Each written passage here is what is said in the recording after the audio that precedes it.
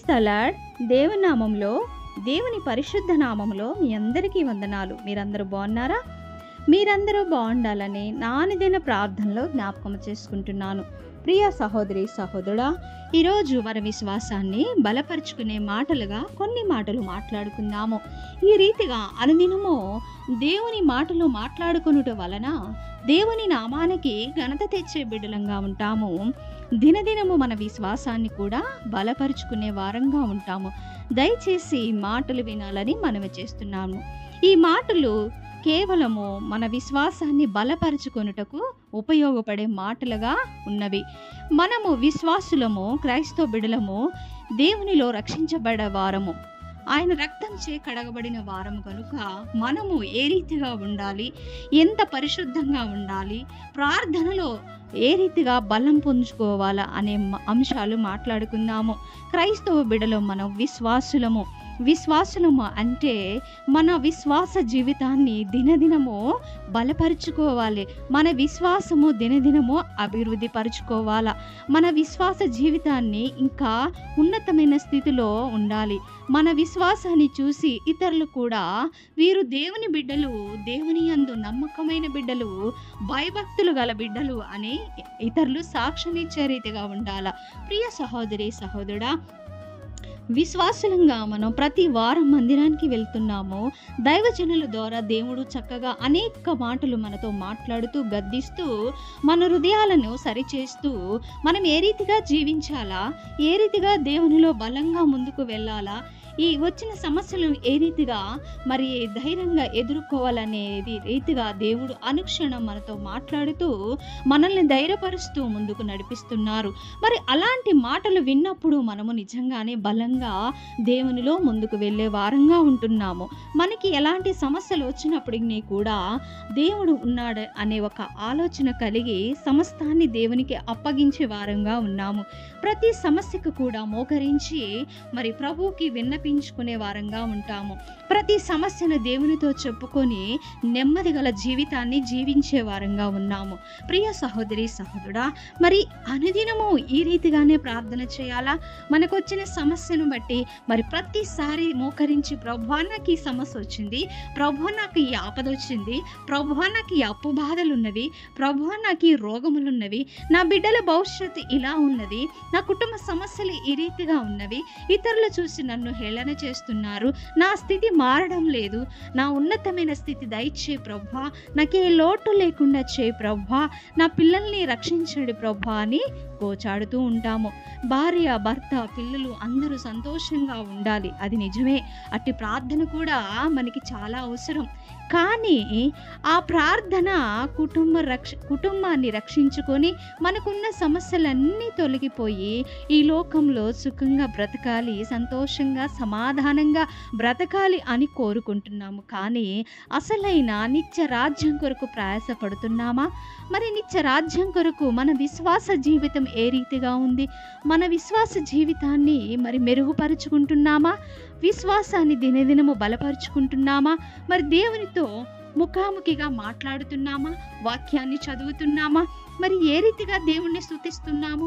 అనుదినము నమ్మకార్థంగా యథాస్థితిగా నీవు ప్రార్థన చేస్తున్నావు. కానీ దేవుణ్ణి వెదికే బిడ్డగా నేను ఉండాలా. దేవుడు మనతో ఏం మాట్లాడుతున్నాడని వాక్యాన్ని చదువుతూ నెమరవేస్తూ, వాక్యం ద్వారా దేవుడు ఎక్కడ మనల్ని గద్దిస్తున్నాడు, దేవునిలో మనం ఏ రీతిగా ముందుకు వెళ్ళాలని వాక్యాన్ని మరి పరీక్షించి క్షుణ్ణంగా చదివి మరి ఆ వాక్యాన్ని మనం నెమరవేస్తూ జీవించే వారంగా ఉండాలి.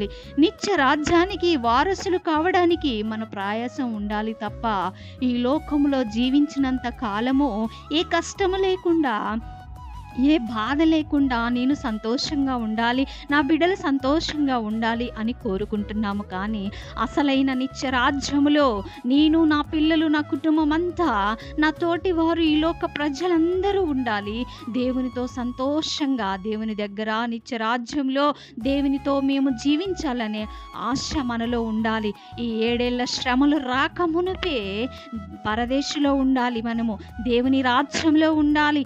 అట్టి జీవితాన్ని అట్టి విశ్వాస జీవితాన్ని కాపాడుకోవాలా. నీవు నేను ఈ లోకంలో ఎన్నో శ్రమలు, ఎన్నో ఇబ్బందులు వస్తుంటవి. ఆ శ్రమలు శాశ్వతమైనవి కాదు. అవి ఎప్పటికీ ఆ శ్రమలు మనలో ఉండవు. సాతానుడు మన ప్రాణాన్ని తీసే అధికారము సాతానుడికి లేదు.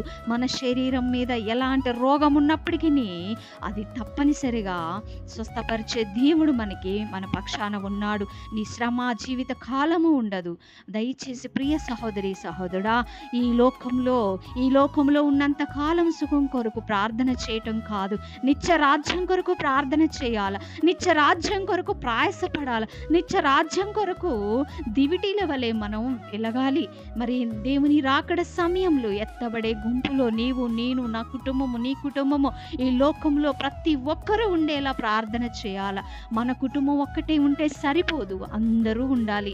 ఈ లోకంలో ప్రతి మనిషి, ప్రతి మానవుడు, దేవుడు తన స్వహస్తాలతో చేసిన ప్రతి మనుష్యుడును దేవుని దగ్గర నిత్య రాజ్యంలో ఉండే రీతిగా ఆత్మల భారం కలిగి ప్రార్థన చేయాలి. ఆత్మల భారం కలిగి నీవు వారి కొరకు కన్నీటి ప్రార్థన చేయాల, ఉపవాసం ఉండి ప్రార్థన చేయాల. ప్రియ సహోదరి సహోదరుడా, ఎల్లప్పుడూ మన కుటుంబం కొరకు, మనకున్న సమస్యల కొరకు, మనకున్న ఇబ్బందుల కొరకు ప్రార్థన చేయవద్దు. చేయాలి, కానీ నీవు ఎక్కువ భారం కలిగి నశించుచున్న ఆత్మల కొరకు నువ్వు ప్రార్థన చేయాలి. నీతోటి వారి కుటుంబంలో ఎలాంటి ఇబ్బందులు ఉన్నవో, ఏ రీతిగా దేవునికి దగ్గర అవుతున్నారా, దేవునికి దూరంగా ఉన్నారా, ఏ శ్రమల్లో ఉన్నారని ఇతరుల కుటుంబాల కొరకు భారం కలిగి ప్రార్థన చేయాలి. వారి కొరకు ప్రార్థన చేసినప్పుడు నీకున్న కుటుంబ సమస్యలన్నీ తొలగిపోతాయి. దేవుడు సమస్తము చూచుచున్నాడు కదా.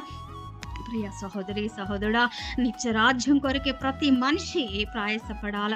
ఈ లోకంలో అనుభవించిన బాధలు, ఈ లోకంలో ఇబ్బందులు, బాధలు, శ్రమలు, రోగములు, అవమానములు, నిందలు, ఎన్నో సమస్యలు నువ్వు ఈ లోకంలో అనుభవిస్తున్నావు. కానీ నిత్య రాజ్యంలో దేవుని దగ్గర ఎల్లప్పుడూ స్తుతి ఆరాధన చేస్తూ, దేవుని దగ్గర సంతోషంగా ఆనంద గానాలతో, స్తుతి గానాలతో దేవుని నామాన్ని ఘనపరిచే రీతిగా యుగాలు, తరతరాలు, వెయ్యేళ్ల పరిపాలనలో దేవునితో సమానంగా ఉండే బిడ్డగా ఉండాలని మనవి చేస్తున్నాను. నరకం అతి భయంకరమైనది, అగ్ని ఆరదు, పురుగు చావదు. అక్కడ నీవు చావాలన్నా చావనేది లేదు నీకు అక్కడ. దయచేసి ఆ అగ్నిలో పడిపోకుండా దేవుని దగ్గర, దేవుని పాదాల చెంత నీవు నేను చేరుకోవాలా. ప్రియ సహోదరి సహోదరుడా, మన ప్రయాసం ఈ లోకంలో జీవించినంత కాలము సుఖ సంతోషాల కొరకు కాదు. దయచేసి నిత్య రాజ్యంలో దేవునితో ఉండాలని, అట్టి ప్రయాసకరమైన జీవితం, అట్టి విశ్వాసమైన జీవితం నీకు నాకు ఉండాలి. అగ్ని జ్వాలలు మనలో మండాలి. వెలుగుతున్న దివిటి వలె దేవుని రాకడికి సిద్ధపడి ఉండాలి. ప్రియ సహోదరి సహోదరుడా, మన విశ్వాసము మన బిడ్డలకి రావాలి, మన తోటి వారికి రావాలి. అట్టి విశ్వాస జీవితం నిన్ను చూసినప్పుడు ఇతరులు కూడా బలంగా దేవునిలో ముందుకు వెళ్ళేవారుగా ఉంటారు. దయచేసి ప్రియ సహోదరి సహోదరుడా, నీ వల్ల సంఘానికి చెడ్డ పేరు రావద్దు. నిన్ను చూసినప్పుడు తోటి విశ్వాసులు బలంగా ముందుకు వెళ్ళాల. నీ నుంచి కొన్ని మాటలు నేర్చుకోవాలా, నీ నుంచి మరి ప్రార్థనా జీవితాన్ని నేర్చుకోవాలా, నీ నుంచి మరి దేవుని జ్ఞానం నేర్చుకునేవారుగా ఉంటారు. దయచేసి తెలియని విషయాలు కూడా తెలుసుకునే రీతిగా వాక్యము మనకి తెలియపరుస్తూ ఉంది. నీకు నాకు ఏమైనా తెలియని స్థితిలో తెలియని మాటలుగా ఉంటే దైవజనుల ద్వారా చక్కని మాటలు విన్నప్పుడు అనేకమైన గూఢార్థమైన మర్మములు తెలుసుకుంటూ ఉంటాము. బైబిల్ కూడా అనుదినము చదువుతూ ఉంటే దేవుని జ్ఞానము మనలో వస్తూ ఉంటుంది. జ్ఞానము పొదువుగా ఉన్నప్పుడు దేవుడు అడగమన్నాడు కదా. మరి దేవుని జ్ఞానాన్ని అడిగి పొందుకొని మరి దేవుని చిత్తంలో మార్గంలో నడిచి నీతి, న్యాయం, ధర్మం, యథార్థత, విశ్వాసము, పట్టుదల నీలో ఉన్నట్లయితే నిత్య రాజ్యానికి వారసులవుతారు. ప్రియ సహోదరి సహోదరుడా, ఈ రోజు నుంచి నీ కుటుంబం సంతోషంగా ఉండాలని చేస్తూ నిత్య రాజ్యాన్ని ప్రయాసం నాకు ఇవ్వు ప్రభువా అని నువ్వు గోచాడే రీతిగా ఉండాలి. ఇంకా అతి భయంకరమైన శ్రమలు ఈ భూమి మీద జరగబోతున్నవి. ఎన్నో భయంకరమైన సూచక క్రియలు జరగబోతున్నవి. ఇప్పటికే ఎన్నో గొప్ప ప్రళయాలు వస్తున్నవి, వరదలు వస్తున్నవి, భూకంపాలు. మరి దైవజనుల్ని హింసిస్తున్నారు మతోన్మాదులు. దైవజనుల్ని, క్రైస్తవ బిడ్డల్ని ఎంతగానో హింసించి చంపుతున్నారు. రకరకాలు సమస్యలు మన కళ్ళ ముందే చూస్తున్నాము. ఇవన్నీ రాకడ సూచనలు, ఇంకా అతి భయంకరంగా జరగబోతున్నవి. దయచేసి నీవు సిద్ధంగా ఉండాలి. చేద్దాములే ప్రార్థన, ఇంకా సమయం ఉందిలే, దేవుని రాకడ ఇంకెప్పుడో అంటున్నారు. 2000 సంవత్సరాల క్రితం నుంచి దేవుని రాకడ వస్తుంది వస్తుంది అంటున్నారు. ఇంకా రాలేదు కదా, ఇంకా సమయం ఉంది కదా, ఇంకా ప్రార్థన చేద్దాంలే, ఇంకా దేవుడు ఎంత పాపినైనా క్షమిస్తాడులే అని నిర్లక్ష్యములు కలిగి ఉన్నట్లయితే దేవుని ఉగ్రతని చూస్తావు. దయచేసి ఈ మాటలు వింటున్న ప్రియ సహోదరి సహోదరుడా, భయభక్తులు కలిగి జీవించు. భయము నీలో ఉన్నట్లయితే, దేవుని యందు భయభక్తులు కలిగి ఉన్నట్లయితే దేవుని పరిశుద్ధాత్మ అభిషేకాన్ని నువ్వు పొందుకోగలవు. నమ్మకమైన బిడ్డగా జీవించాలి. దేవుని ఆత్మను పొందుకునే బిడ్డగా ఉండాలి. ప్రియ సహోదరి సహోదరుడా, నమ్మకం యథార్థత నీలో ఏ మాత్రము విడిచిపెట్టి పోకూడదు. దేవుని యందు నమ్మకమైన బిడ్డగా ఉండాలి. ప్రియ సహోదరి సహోదరుడా, మరి జరుగుతున్న విపత్తులను జ్ఞాపకం చేసుకొని మరి మన విశ్వాసాన్ని బలపరుచుకుంటూ దేవుని శక్తిని పొందుకొని ప్రార్థనా పరులమై మరి పరిశుద్ధాత్మ అభిషేకం పొందుకున్న వారమై ముందుకు వెళ్ళాలి. మనల్ని చూసి మన బిడ్డలు కూడా అదే క్రమంలో నడవాలి. మన బిడ్డలు ఎక్కడ తప్పటడుగేస్తున్నారు? ఈ లోకానుసారంగా జీవిస్తున్నారా? లోకాశ్చర్యంలో పడిపోతున్నారా? సెల్ ఫోన్లు చూసి ఏమైనా ఖరాబ్ అవుతున్నారా? వారిని కూడా గమనించాలా. బిడ్డల్ని మాత్రం ఈ లోకంలో వదిలిపెట్టవద్దు. అనుక్షణం వారిని గమనిస్తూ వారిని దేవుని మార్గంలో నడిపించే బిడ్డలుగా ఉండాలి.